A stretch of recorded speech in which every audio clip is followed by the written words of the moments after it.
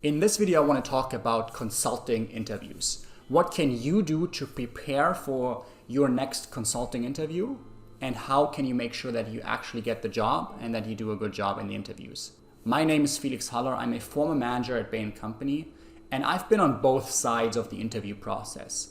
As an interviewee, but also as an interviewer, assessing candidates, reflecting on what they bring to the table, and teaching them succeed throughout the interview process, but then also once they join the firm, coaching them and mentoring them.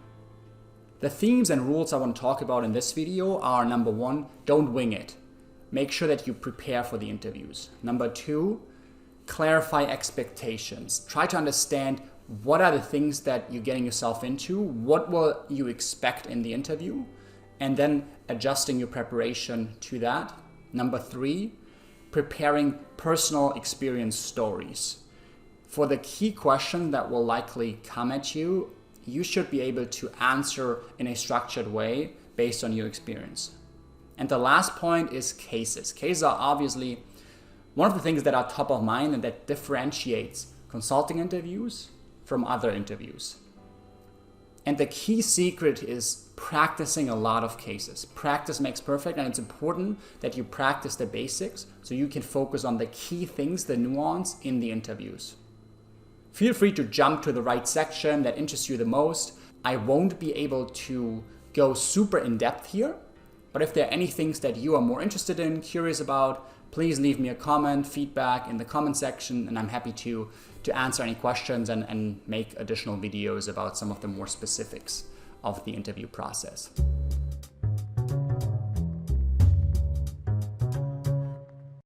The first rule is don't wing it. It's a big mistake to be casual about it and just say, oh, I'm gonna wing it. I know the basics of the interview process. I don't want to be over prepared. I want to just be myself in the interview process. While that sounds like a good approach, in reality, the competition is so stiff. You have to imagine all the other people in the interview, all your other candidates, the other candidates will be well prepared, and they will beat you if they're better prepared. And there are huge benefits to being prepared.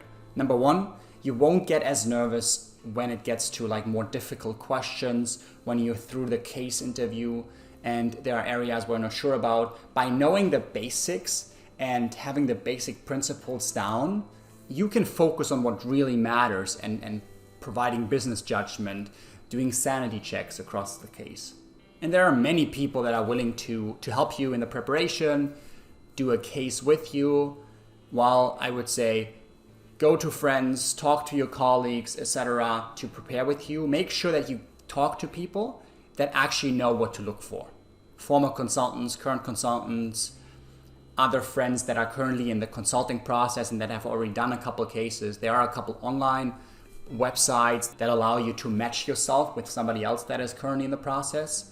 Not everybody is able to ask the right questions for the fit questions, but then also on the case side and steer you in the right way and give you good feedback afterwards. But please don't wing it. Even if somebody else tells you, oh, I just winged my interviews and I got the job, don't believe them. Make sure you prepare for the interviews. The second point is to understand what to expect in the interview. Every interview is a little bit different, and the good thing about consulting interviews is most of them are fairly standard and structured. Typically, they will tell you the next interview is 45 minutes, 10 to 15 minutes of that will be a fit portion, and the remaining 30 or so minutes, we're gonna do a case. Or they might tell you this interview is 30 or 45 minutes, just fit, personal experience questions, and then the next round will be just a case for 45 minutes. And so it's really important to, number one, be clear what to expect so you don't get nervous when you get in there, and you can prepare exactly for what's gonna happen. And the two big components of consulting interviews are, number one, the fit culture portion, and then the case. And spend some time researching what they're actually looking for in these areas. And I can give you my point of view, and my point of view is on the fit portion. What they're looking for is a couple of things. They're looking for experiences where you've shown leadership skills, where there was a leadership vacuum on a team and you stepped up, or in general leadership where you've shown drive and ambition, throughout your career, throughout your experiences. So try to feed that into the fit questions, leadership, drive, ambition. But then also the team component is really important. When have you shown teamwork? How did you interact with other team members? And then as part of the teamwork, it's usually about conflict resolution. So when was there a difficult team situation and how have you dealt with it? This is really important because in consulting, quite a lot of the challenges come from people having different agendas, clients not being fully aligned. And so dealing with different people and their agendas, getting buy-in from opposing views is really important. On the case interview side, the same. Think about what are they actually testing? What are they assessing? And they're assessing a couple things, with I think the key ones being around problem-solving approach. Are you hypothesis-driven? Do you approach a problem, a business problem, the right way? By not boiling the ocean, but by focusing on a hypothesis and then testing that specific hypothesis and then jumping to the next hypothesis. So that hypothesis problem-solving approach is important. Then number 2, quantitative skills. Are you comfortable with numbers, mental math, but then just in general, understanding what a number means? What is the relation to another number? Just being comfortable with numbers, quantitative skills. Number 3, being results driven. Do you have the drive to move towards results? Do you have the drive throughout the case to get to an answer, to get to an outcome? And that's important because there's usually so much you can do. There's a lot and you can boil the ocean obviously, but you don't want to do that. You want to be focused in one area, test your hypothesis, and then get to an answer, get to a result recommendation. And the last point is communication skills. How do you communicate throughout the case with the interviewer? How do you synthesize your results, your findings? And then very, very typical at the end of the case, you might have to summarize your findings. And then it's important to be structured, using, for instance, the rule of 3. These are the 3 results, and being answer first and being answer focused and not process focused. Meaning starting with the key answer, top-down communication, as opposed to telling everything you did, everything you've done over the past 45 minutes basically, and then get to the result. Start with your key result first and then have supporting argumentation, supporting evidence. The third rule is to prepare good stories. And this is an important point, to think of them as stories. This is important in consulting interviews, but also in general interviews. Every time an interviewer and a hiring manager asks you a question, tell me a story, a experience where you did X. It's an opportunity for you to show certain skill sets, certain characteristics, like I said earlier, leadership skills, team skills, conflict resolution skills. Even though the question is fairly open, you don't want to ramble. You don't want to ramble for 5-6 minutes. Make sure that you have a structure around your story. And a very good structure and very practical structure is to use the situation, like context, then actions, like what did you do, and then results, lessons learned, outcomes.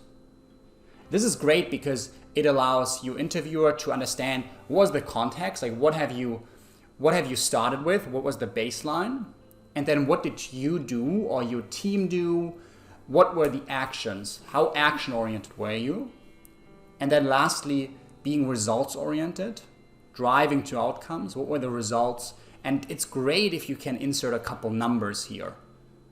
What were the improvements, like 10% improvement in revenues, 10% increase in synergies, or etc. And so I would recommend to use the situation, action, results framework, but there are other frameworks.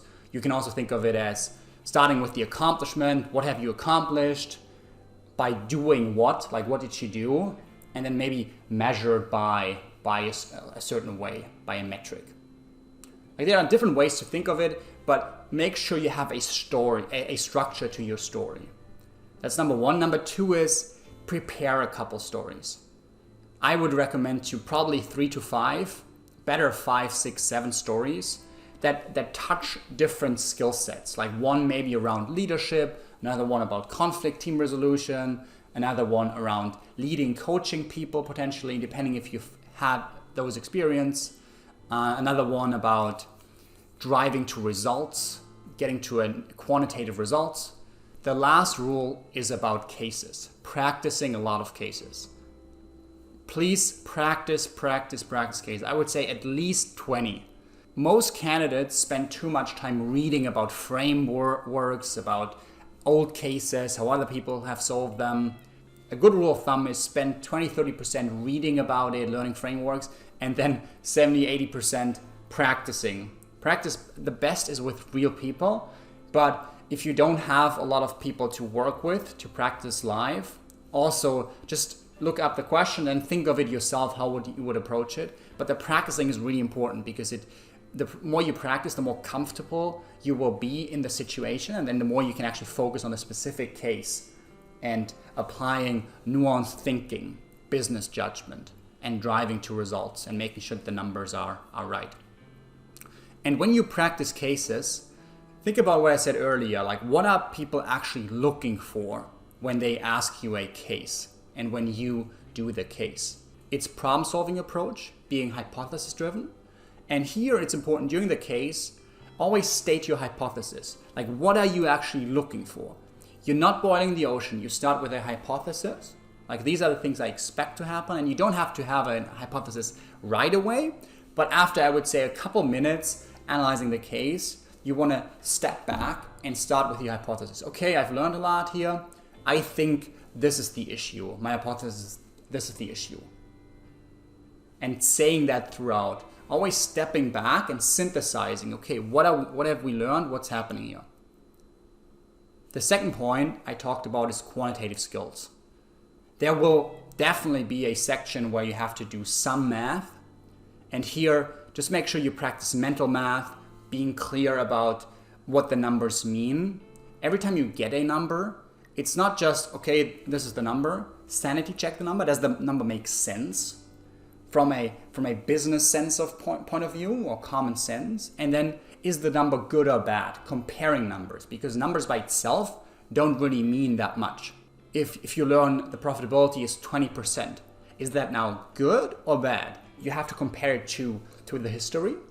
Like, was it 30% last year? Was it 15% last year? That really changes the inside. Or compare it to the competition, benchmarks. If everybody else in the market only has a profitability of 10%, then 20% is obviously good. If everybody else has a profitability of 40, then 20% is pretty bad. And so this is important. During the case, always do a good job with the math, but then stepping back, what does this number mean? Is it good or bad? What have we learned from it? And this is also related to the third point I mentioned, being results focused, outcome focused. Is always thinking of the so what. What can we do next? We've learned this about the company. These are the profitability numbers. What can we do next? What would we recommend? What is the so what? You don't just want to do some math, figure stuff out, and then stop. Always think about, especially when there's a pause during the case and you don't really know what to do next. Synthesize what you've learned, and then what can we do next? What would I recommend? Always drive to results. And then lastly, communication. To make sure that you do a good job communicating, always be structured in your communication and talk out loud. Throughout the case, communicate to your interviewer what you're thinking, how you're approaching this. This is way better than being quiet doing your math, then coming up with a result. The interviewer is actually testing your thinking. He wants to know how you approach a problem, and then that you actually think of driving to results and think of reflecting, synthesizing. And so whenever you communicate clearly and be top down. Start with the answer, like what are you thinking in terms of results, as opposed to telling him the process of what you've been doing. Especially at the end when you have to synthesize or maybe present to the CEO, usually they end with, can you summarize your findings?